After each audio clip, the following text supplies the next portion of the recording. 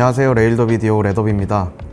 첫 영상을 올리고 시간이 좀 많이 지났는데 유튜브를 좀 자주 올리고 그랬어야 되는데 이게 각 잡고 유튜브를 찍으려고 하니까 생각보다 쉽지 않더라고요. 그래서 당분간은 좀 가벼운 주제들로 유튜브를 찍어볼까 합니다. 제목 보셔서 아시겠지만 오늘은 제가 이 A7 마크4를 선택한 이유에 대해서 설명을 좀 해보려고 합니다. 제가 개인 장비로 이 A7 M4를 선택한 이유는 여러 가지가 있긴 한데요. 일단 첫 번째는 소니를 살지 캐논을 살지부터 고민을 했었습니다. 제가 사진 찍는 것도 좀 좋아하기도 하고 영상을 찍어야 되니까 좀 고민을 했었는데 일단 메인은 영상 촬영이고 주변에 많은 분들이 다 소니를 사용하고 계셔서 캐논은 좀 제쳐두고 소니를 선택하게 되었습니다. 그 다음 어떤 바디를 살 것인가 고민해봤었는데 두 가지 후보가 있었어요. 이 A7 마크4랑 S3가 있었었는데 첫 번째로 경제적인 부담 때문에 이 M4를 선택한 것도 있고요. 앞서서 말씀드렸다시피 저는 사진 촬영도 서브로 하고 싶었기 때문에 S3보단 이 M4로 가는 게 맞다고 생각을 했습니다. 영상만 생각했었을 땐 당연히 S3나 FX3로 가는 게 맞겠지만 저는 사진 촬영도 계속 해보고 싶었기 때문에 M4를 선택하는 게 맞다는 생각이 들더라고요. 여기까지 제가 A7 M4를 선택한 이유를 말씀드렸고요. 이제 제가 실제로 이 카메라를 사용하면서 느꼈던 장단점들을 간단하게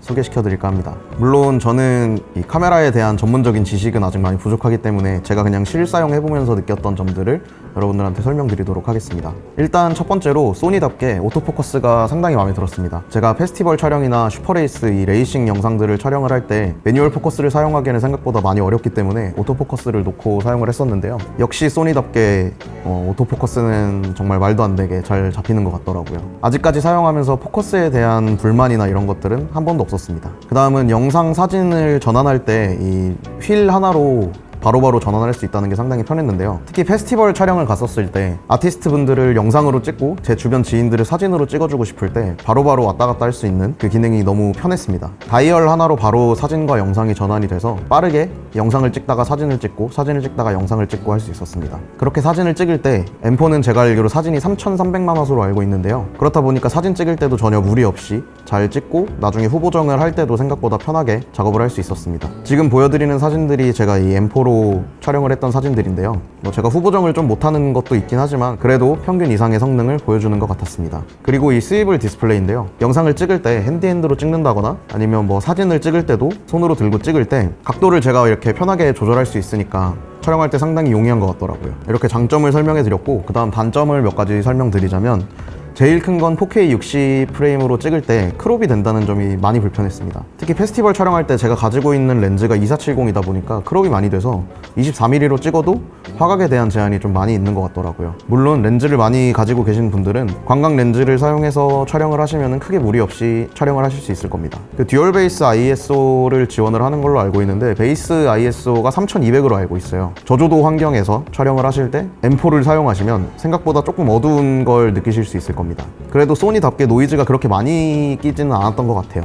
사용하는데 크게 무리는 없지만 약간 아쉬운 점이 남는다고 생각됩니다. 마지막으로 4K로 오래 찍으면 발열이 있다는 건데요. 자동 전원금 설정을 높음으로 해놔도 생각보다 발열이 좀 있는 것 같았습니다. 올해 여름에 페스티벌 촬영을 많이 다녔었는데 워터 페스티벌에서 인트로 부분을 한 10분 정도 찍어야 되는 일이 있었어요. 그때 제가 세팅을 잘못한 건지는 모르겠지만 인트로를 찍고 넘겨드려야 되는 상황에 갑자기 발열 경고가 뜨면서 갑자기 바디가 꺼지는 바람에 촬영을 못했습니다. 워터 페스티벌이다 보니까 비닐을 다 씌워버리는 바람에 열 배출이 더 안 됐던 것 같은데요. 페스티벌은 보통 여름 시즌에 많이 하다 보니까 그때 당시에 계속 오래 촬영을 하다 보면 발열 때문에 촬영을 못하는 경우가 생겼었습니다. 이 정도로 장단점을 설명드렸는데 사실 이 M4는 완전 상위 기종이 아니기 때문에 좀 아쉬운 부분들이 있는 건 사실입니다.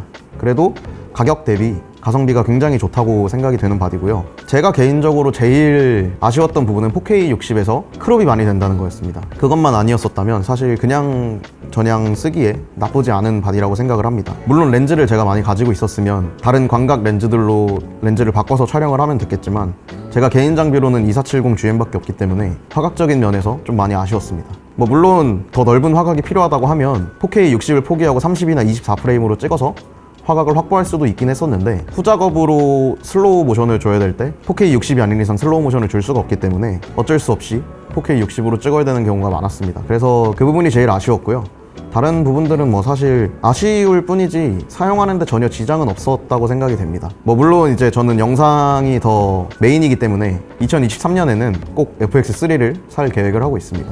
이 정도로 영상을 이제 마무리하려고 하는데요. 앞으로는 좀 간단한 주제를 촬영을 하더라도 한 달에 한 3개에서 4개 정도는 꼭 영상을 업로드 해보도록 하겠습니다. 계속 영상을 보실 생각이 있으시다면 구독 한 번씩 부탁드리고요. 이상 레이더 비디오 레더비였습니다. 감사합니다.